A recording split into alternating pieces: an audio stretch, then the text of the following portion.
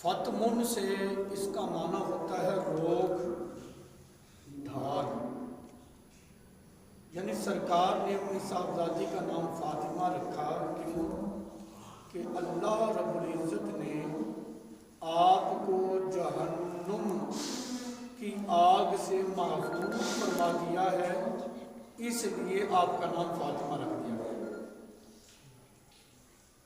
اور ایک روایت میں یہ بھی آیا ہے کیونکہ فاطمہ فتمون سے معنی روکنا ہے، ڈھال ہے، یہ بھی ہے کہ جو قیامت تک سرکار کی امت سے سیدہ فاطمہ الزہرا رضی اللہ تعالی عنہا سے عقیدت رکھے گا، اللہ اسے بھی جہنم کی آگ سے محفوظ فرما دے گا۔ کیا بلند مرتبہ اور مقام ہے نبی پاک علیہ الصلوۃ والسلام کی صاحبزادی کا۔ آپ کے القابات بے شمار ہیں، میں دو ذکر کر کے پھر بات کو آگے بڑھاتا ہوں۔ ایک آپ کا لقب ہے بطول، بطول، اس کے حروف اصلیہ بنتے ہیں باطالہ، بطول باطالہ سے۔ باطالہ کا معنی ہوتا ہے کٹ جانا، یعنی سیدہ فاطمہ الزہرا رضی اللہ تعالی عنہا رب کی عبادت اس انداز میں کرتی تھی کہ دنیا سے کٹ جایا کرتی تھی۔ اللہ کے علاوہ جو اللہ کا غیر ہے ان تمام کی محبت کو اپنے اندر سے نکال کر فنا فلہ کے مقام پر اپنے رب کی عبادت کیا کرتی تھی۔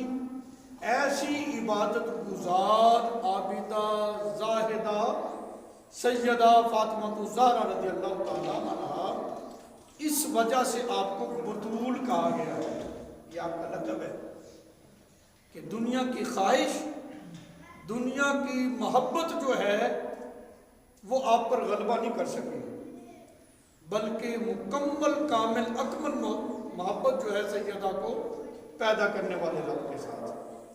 یہی تو وجہ ہے کہ آپ کی یہ خواہش ہوتی تھی مولا کوئی تو ایسی رات ہو نا جس میں تیری یہ بندی بھی جو ہے وہ اپنی طبیعت کے مطابق جو ہے وہ سجدہ تجھے کر سکے، میری عبادت مکمل نہیں ہوتی، رات ختم ہو جاتی ہے۔ اتنا ذوق عبادت کا، اتنا شوق عبادت کا کہ جو لذت سیدہ سجدے میں محسوس کیا کرتی تھی وہ دنیا میں انہیں لذت محسوس ہی نہیں ہوئی، اس لیے آپ کو بطول کہا گیا۔ وہ دنیا سے کٹی ہوئی تھی اور کامل توجہ جو ہے وہ پیدا کرنے والے رب کی طرف۔ ایک آپ کا لقب ہے زہرا، زہرا کا معنی ہوتا ہے پھول۔ آپ کو زہرا اس لیے کہا گیا ہے، حضور علیہ الصلوۃ والسلام کے 3 بیٹے 4 بیٹیاں، لیکن جو مقام، جو محبت، جو والہانہ شفقت نبی پاک علیہ الصلوۃ والسلام کی اپنی اس چھوٹی صاحبزادی سے تھی نا، چھوٹا ویسے لاڈلا ہوتا ہے، لیکن سرکار کا جو پیار سیدہ فاطمہ الزہرا سے تھا نا، تو کہا گیا ہے کہ یہ تو مصطفیٰ جان رحمت کا پھول ہے۔ بلکہ سیدہ فاطمہ الزہرا، زہرا کا معنی پھول، مطلب یہ ہے کہ یہ رسول اللہ صلی اللہ علیہ وسلم کا گلشن ہے، اور گلشن کیوں نہ ہو، سرکار نے فرمایا کہ میرا نسب جو ہے میری اس صاحبزادی سیدہ فاطمہ الزہرا سے آگے چلے گا۔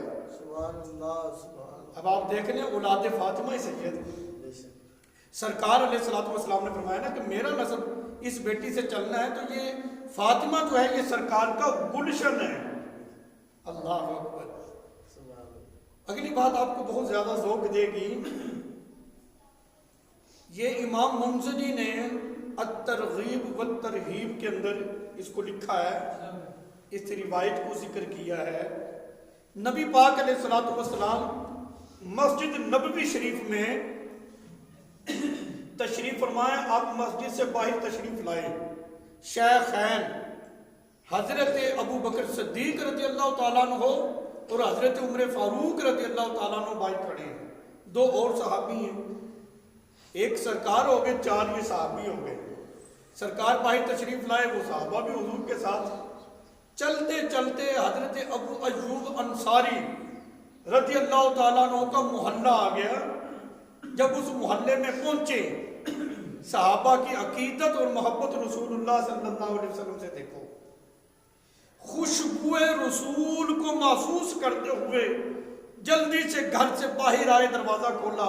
وہ کہے کیا ہوا؟ کہتے رکو، مجھے سرکار کی خوشبو آ رہی ہے، لگتا ہے یہاں سے حضور کا گزر ہونے والا ہے. باہر تشریف لائے تو سرکار تشریف لا رہے تھے. عرض کی حضور آپ یہاں سے گزر ہی رہے ہو، میزبانی کا شرف ہی بخش دو، کچھ دیر کے لیے میرے گھر میں مہمان بنو نا. سرکار نے شفقت فرمائی. مطلب یہ ہے دعوت کرنا صحابہ کی سنت ہے، قبول کر لینا میرے آقا علیہ الصلوۃ والسلام کی سنت ہے. یہ مزاج کوئی ہم بریلوی اہل سنت کا نہیں ہے کہ جی بزرگوں کو کہتے ہیں ہمارے گھر میں آؤ، اپنا مبارک قدم رکھ دو، کچھ دیر خدمت کا موقع دو. یہ کوئی ہمارا مزاج ہی نہیں ہے، بلکہ صحابہ اکرام کا بھی یہ مزاج تھا کہ وہ بھی اس بات کو باعث برکت سمجھا کرتے تھے کہ رسول اللہ صلی اللہ علیہ وسلم ہمارے گھر میں تشریف لے آئیں، پھر برکتیں برکتیں ہو جائیں گی. سرکار علیہ الصلوۃ والسلام نے فرمایا جیسے تمہاری مرضی ہے. سرکار گھر میں تشریف لے گئے، چٹائی بچھائی گئی، سرکار تشریف فرما ہوئے، صحابہ بھی ساتھ ہیں. حضرت ابو ایوب انصاری نے فٹافٹ گھر میں ایک بکری کا بچہ اس کو ذبح کیا، اس کا گوشت بنایا. گھر والوں سے کہا جلدی کرو، دیر نہیں ہونی چاہیے، تمہیں پتہ نہیں ہمارے ہاتھ مہمان کون ہے، جلدی کرو. ہمارے ہاں مہمان آ جائے، کھانا بناتے ہیں لیکن کھانے سے پہلے کچھ تھوڑا بہت پہلے ہوتا ہے، کچھ چائے بوتل بسکٹ وغیرہ.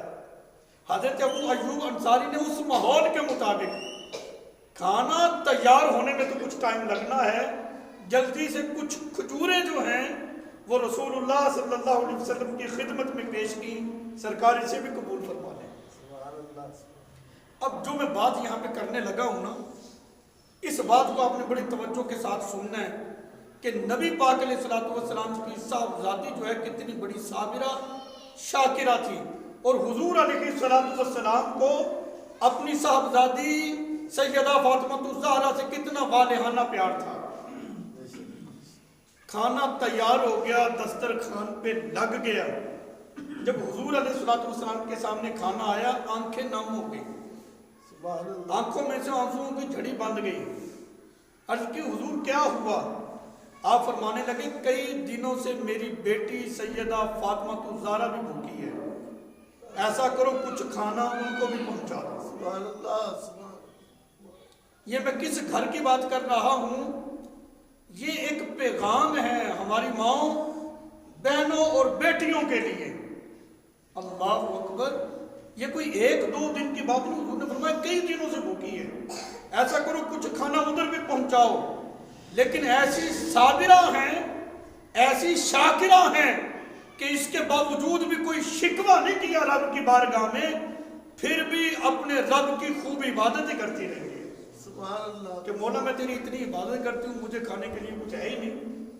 ایک مرتبہ حضور کی بارگاہ میں حاضر ہوئی سیدہ، عرض کی آپ ایسا کریں، میں یہ نہیں کہتی کہ بھی اس طرح کے دن مجھ پہ نہ آیا کریں، بس اتنی دعا کر دے، بھوک لگتی ہے تو لگے بس یہ مجھے ستایا نہ کرے. یہ جب بھوک مجھے ستاتی ہے تو پھر میرے معمولات آگے پیچھے ہونے کا اندیشہ ہوتا ہے، لگے صحیح بس مجھے یہ تنگ نہ کرے بھوک. سرکار نے دعا فرماتی پھر بھوک لگتی تھی لیکن پھر مجھے یہ تنگ نہیں کیا کرتی تھی. سبحان اللہ. سرکار کی اپنی بیٹی کے ساتھ محبت. اور سیدہ نے جس ماحول میں تربیت پائی ہے نا، وہ ماحول پتہ کیسا تھا؟ سیدہ فاطمہ الزہرا حضرت خدیجہ الکبریٰ رضی اللہ عنہا کی صاحبزادی ہے نا، آپ کے وطن سے ہے، حضور کی بیٹی. یہ وہ وقت تھا جس وقت میں ہر طرف سے کفار و مشرکین سرداران مکہ جو تھے، ان کی طرف سے نبی پاک علیہ الصلوۃ والسلام پر طرح طرح کی وہ اپنا آوازیں کستے، حضور علیہ الصلوۃ والسلام کو طرح طرح کی پریشانیوں میں مبتلا کرتے، پتھراؤ کرتے. یعنی ایسے ماحول میں سیدہ نے پرورش پائی ہے اور اپنے ابا جی یعنی نبی پاک علیہ الصلوۃ والسلام کو ہر ماحول میں دیکھا ہے کہ سرکار نے دین کا پیغام آگے سے آگے پہنچایا ہے، اور ہر سٹیج پر سرکار علیہ الصلوۃ والسلام نے صبر کا مظاہرہ بھی کیا ہے۔ سبحان اللہ۔ ایسے ماحول میں تربیت پائی ہے تو پھر اپنے بچوں کی تربیت پتہ کیسی کی ہے؟ میدان کربلا ہے، تبتا ریگستان ہے، 3 دن کے بھوکے پیاسے ہیں، پھر بھی دین کی سربلندی کے لیے امام حسین رضی اللہ تعالیٰ عنہ نے اپنے بچے بھی دین کو دیے، اپنا سر بھی نیزے کی آنے کے سپرد کر دیا ہے۔ اور یہ اسی تربیت کا نتیجہ ہی تھا جو سیدہ فاطمہ الزہرا نے تربیت جو ہے وہ نبی پاک علیہ الصلوۃ والسلام کے آغوش میں پائی ہے، اور جس ماحول کے اندر ہوئی۔ اللہ اکبر۔ سرکار علیہ الصلوۃ والسلام، اب یہ بات بڑی قابل غور اور توجہ طلب ہے۔ ایک ہمارا معاشرہ ہے جہیز کی جو ایک نحوست ہے، جہیز میں 2 طرفہ والدین کو پریشان کیا جاتا ہے۔ ایک تو لڑکے والوں کی یہ خواہش یا شرط ہوتی ہے کہ جہیز ملے، بساؤ کا شرط ہوتی ہے، بساؤ کا شرط نہیں ہوتی۔ ایک خیال ہوتا ہے کہ یہاں جہیز زیادہ مل جائے گا، ادھر ہی رشتہ کرو، یعنی بچی کا رشتہ جو ہے یہ موقوف ہو چکا ہے جہیز پر۔ بسا اوقات کچھ بچیاں ایسی ہوتی ہیں وہ ان کے اپنے بڑے مطالبات ہوتے ہیں، ہم نے فلاں فلاں چیزیں لینی ہیں، وہ والد ان چیزوں سے، وہ والدین بڑے پریشان بھی ہوتے ہیں، اور اس جہیز کی نحوست کی وجہ سے بچیاں گھروں میں بیٹھی بیٹھی بوڑھی بھی ہو جاتی ہیں۔ نبی پاک علیہ الصلوۃ والسلام نے بھی تو اپنی صاحبزادیوں کے نکاح کیے ہیں، شادیاں کی ہیں، 4 بیٹیاں تھیں، 4 کے نکاح کیے ہیں، اور یہ سب سے چھوٹی تھی سیدہ فاطمہ الزہرا رضی اللہ تعالیٰ عنہا، ان کا بھی نکاح کیا ہے۔ میرے آقا علیہ الصلوۃ والسلام فرماتے ہیں میں چاہوں احد پہاڑ سونے کا بھی بنے، اٹھانا نہ پڑے، خود ہی ساتھ چلے۔ ایسی بات نہیں کہ کچھ ہے نہیں، دونوں جہانوں کے مالک و مختار ہے، اللہ تعالیٰ نے بہت کچھ آپ کو عطا فرمایا ہے۔ یہ شان ہے حضور کے غلاموں کی، اتنی بلند شان ہے، تو پھر سرکار تو سرکار ہے نا، اللہ کی دیے ہوئے سے سرکار علیہ الصلوۃ والسلام اپنی امت میں تقسیم کرتے ہیں۔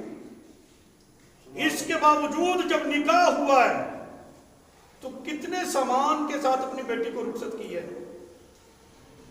اگر اس سیرت کو آپ پڑھیں نا، سیدہ فاطمہ الزہرا کی سیرت کو، تو بات سمجھ میں آ جاتی ہے کہ وہ کیا سامان تھا۔ کچھ کپڑے جس کے اندر روئی ہوتی ہے، ایک چمڑے کا تکیہ جس میں خشک گھاس ہے، 2 چکیے ہیں، 2 مٹکے ہیں، اس طرح کا مختصر سا کچھ سامان جو ہے، اس سامان کے ساتھ وہ نبی پاک علیہ السلام کی صاحبزادی گھر سے رخصت ہو رہی ہے۔ اللہ، پانی 3 سانسوں میں پینا سنت ہے، اس پہ عمل کرو، حضور کی سنت ہے۔ کھانا کھاتے ہوئے یہ 3 انگلیاں استعمال کریں، سنت ہے۔ مسواک میں کہ ساری سنتیں یاد رکھی ہوئی ہیں، یہ سنت یاد کیوں نہیں ہے؟ بچی جب جوان ہو جائے، حالات جیسے بھی ہوں، ماحول جیسا بھی ہو، بس اس کو رخصت کیا جائے، اس کا نکاح کیا جائے۔ یہ ساری رسومات فضول قسم کی ہم نے خود اپنے اوپر جو ہے وہ لاگو کی ہوئی ہیں۔ ان چیزوں سے نکلو۔ اسلام تو ہمیں بڑی رعایت دیتا ہے۔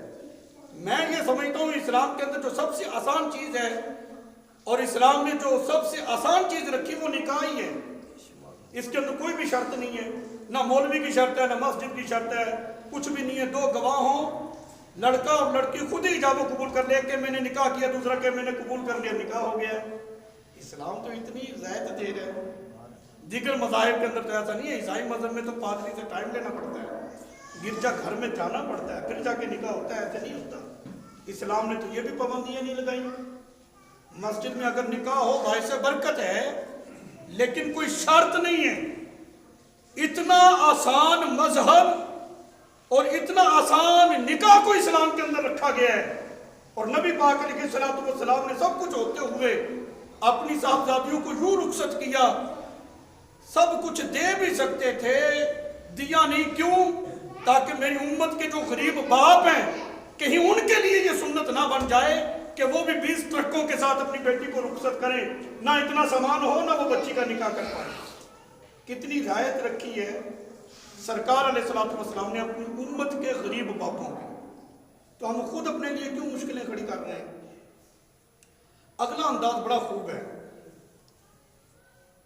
گھر میں 2 چکیاں سرکار نے جہیز میں ہی دی تھی، وہ نمک بھی اسی میں پیستی ہیں، آٹا بھی اسی میں پیسا جا رہا ہے، بچوں کی بھی پرورش ہے، مولا علی پاک کی خدمت ہے، گھر کے دیگر معاملات ہیں، یہ اللہ کی عبادت بھی کرنی تھک جاتی تھی۔ ایک غزوے میں بہت سارے غلام لونڈیاں آئیں، سرکار لوگوں کو تقسیم بھی کر رہے تھے، ذہن بنا کیوں نہ میں بھی جا کر درخواست کروں، مجھے بھی کوئی خادمہ مل جائے، گھر کے کام کاج میں ذرا آسانی ہو جائے گی۔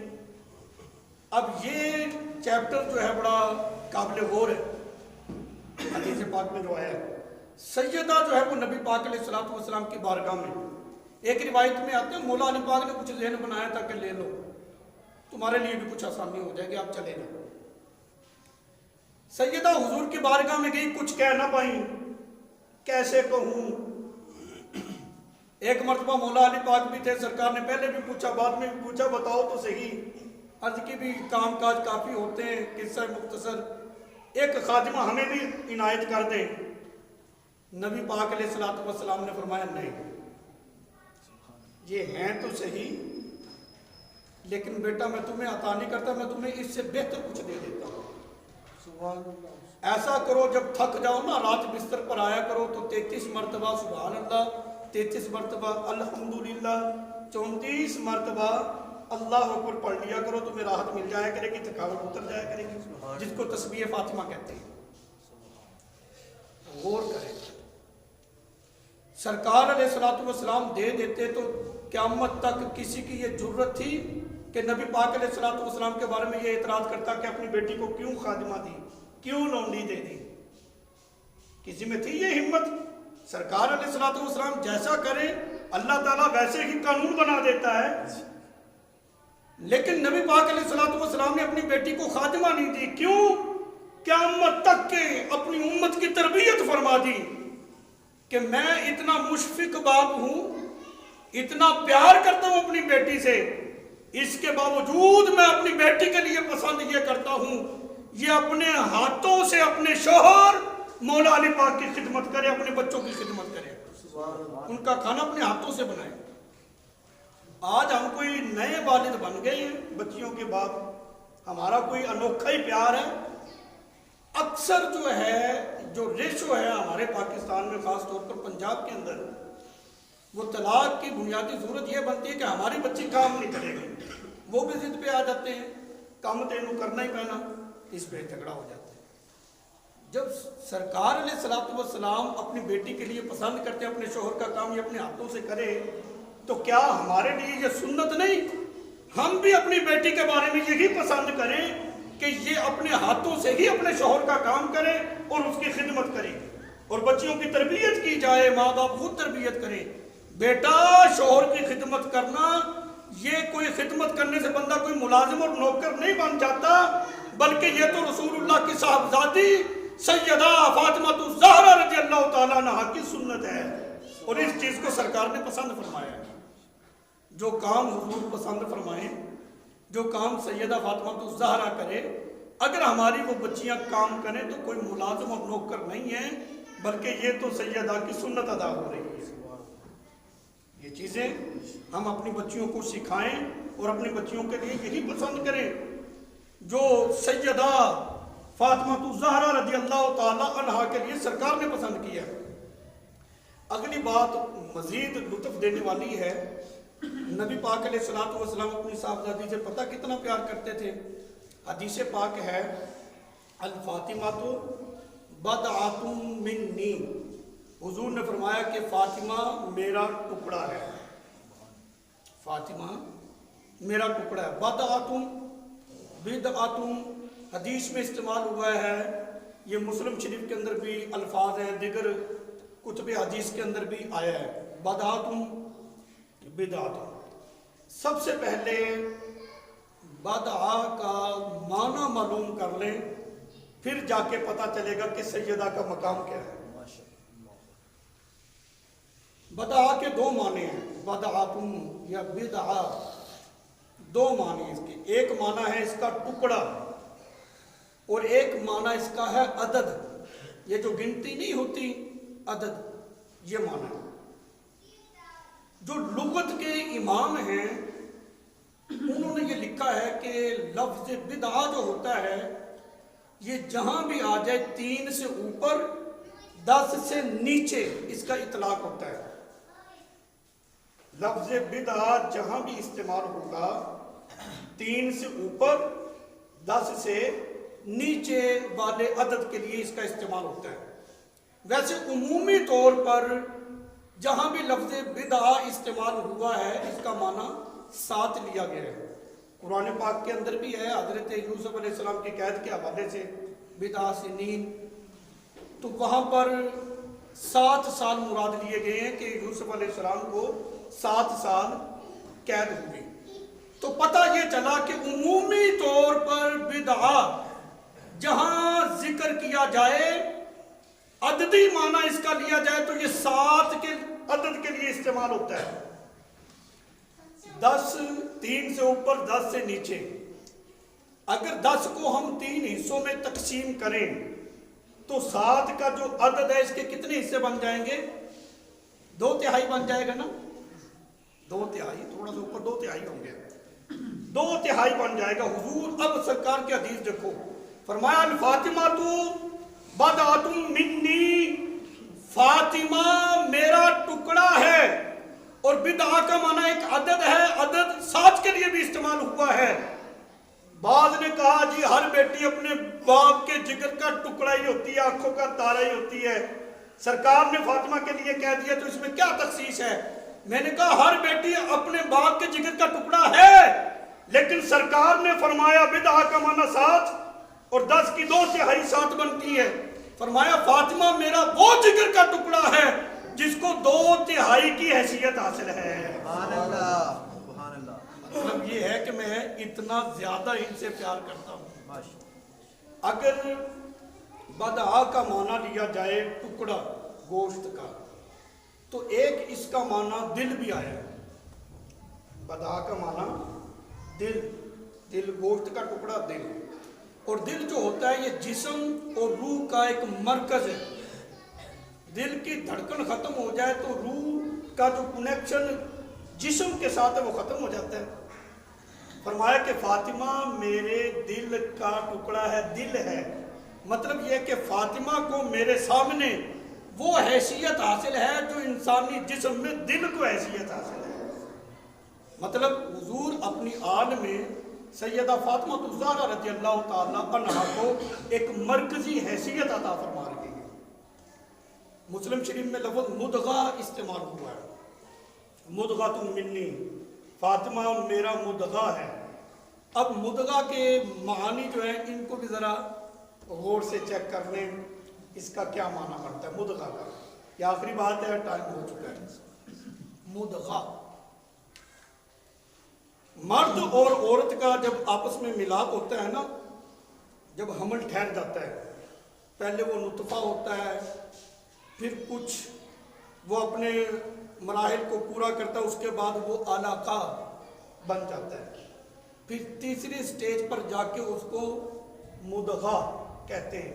मुदगा ये है कि हड्डियों पे गोश्त चढ़ जाए और उसके अंदर रूह फूंक दी जाए। जब वो हमल 120 दिन का हो जाता है तो उसके अंदर रूह डाल दी जाती है, मुदगा, इसका ये माना है। हुजूर अलैहिस्सलातु वस्सलाम ने फरमाया फातिमा मेरा मुदगा है। मतलब ये है कि फातिमा को मेरे नजदीक वो हैसियत हासिल है कि जो बंदा फातिमा से प्यार नहीं करता उसे इस्लाम की रूह ही नहीं मिलती। मतलब ये है कि रब ने सैयदा फातिमा ज़हरा की मोहब्बत में इस्लाम की रूह रख दी है। वो मकाम और वो मर्तबा अल्लाह ताला ने सरकार अलैहिस्सलातु वस्सलाम की साहबजादी का रखा है। आखिर में एक मैसेज और एक पैगाम बयान ख़त्म हो गया। वो ये है, नबी पाक अलैहिस्सलातु वस्सलाम ने अपनी बेटी से इतना प्यार किया कि जब आती आपकी साहबजादी तो खड़े होकर इस्तकबाल करते, अपनी जगह पे नशिस्त पे बैठाते। इतना प्यार क्यों किया?